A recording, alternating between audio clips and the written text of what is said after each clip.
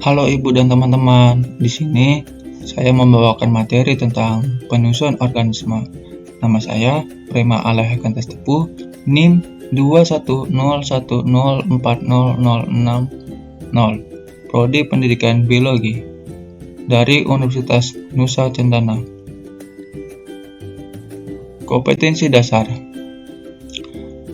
yaitu mengidentifikasi sistem organisasi kehidupan mulai dari tingkat sel sampai organisme dan komposisi utama penyusun sel, dan juga menyajikan model struktur sel hewan dan tumbuhan.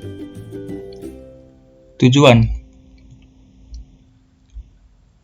yaitu melalui pendekatan saintifik, peserta didik mampu mengidentifikasi sistem organisasi kehidupan mulai dari tingkat sel sampai organisme dan komposisi utama penyusun sel hewan dan tumbuhan, serta membuat model sel hewan dan sel tumbuhan dengan baik dan benar.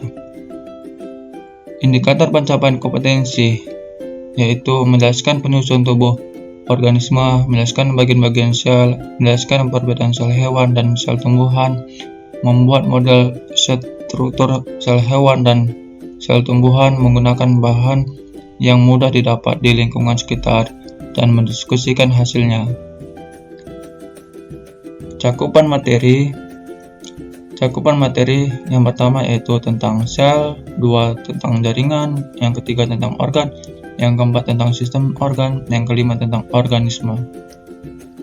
Penyusun organisme yang pertama yaitu sel, merupakan bagian struktural dan fungsional terkecil dari makhluk hidup. Yang kedua, jaringan.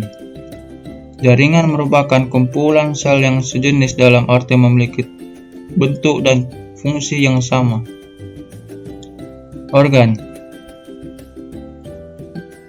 dibentuk dari kumpulan beberapa jaringan yang berbeda dan bekerja sama untuk melakukan fungsi-fungsi tertentu. Sistem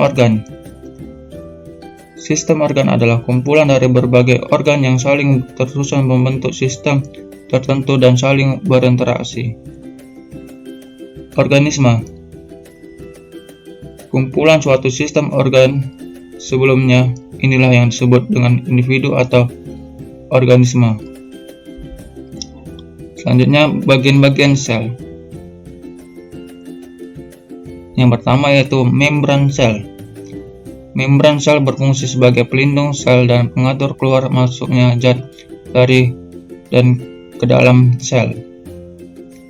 Sitoplasma berfungsi sebagai tempat berlangsungnya reaksi metabolisme.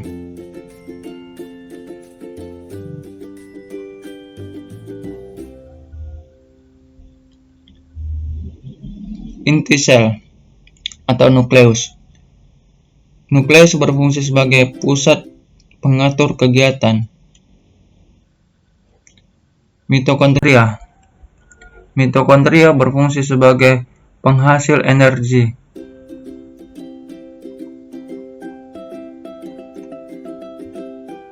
Retikulum endoplasma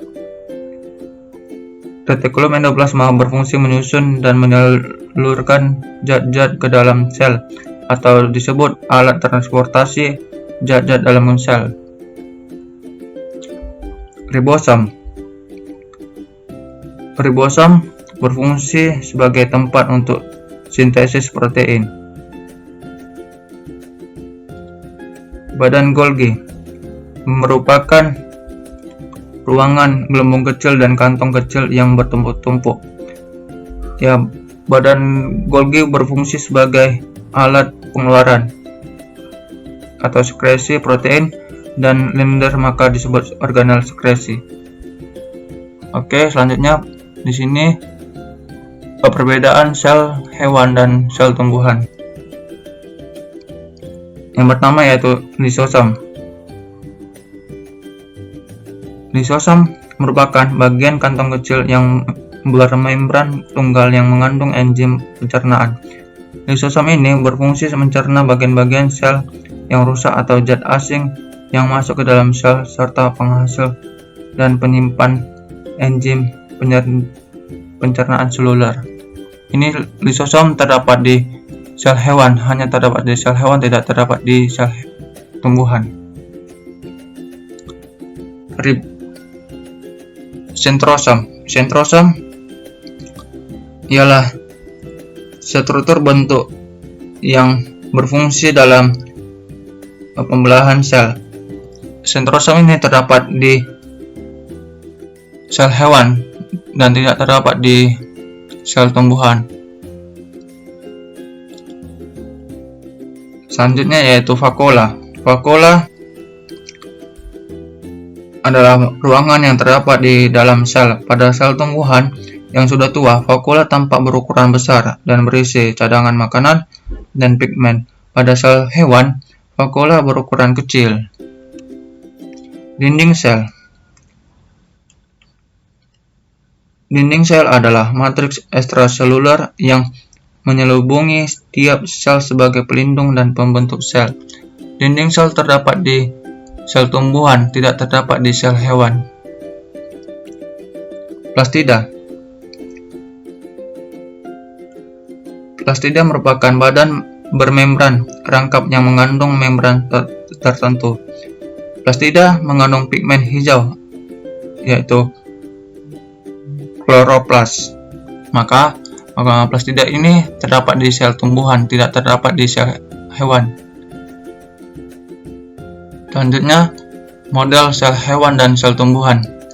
Model sel hewan dan tumbuhan yaitu pada gambar. Alat dan bahannya yaitu styrofoam, bola plastik, kain panel atau cat, lilin atau plastisin, lem tembak atau jangka, penggaris, cutter, gunting, alat tulis.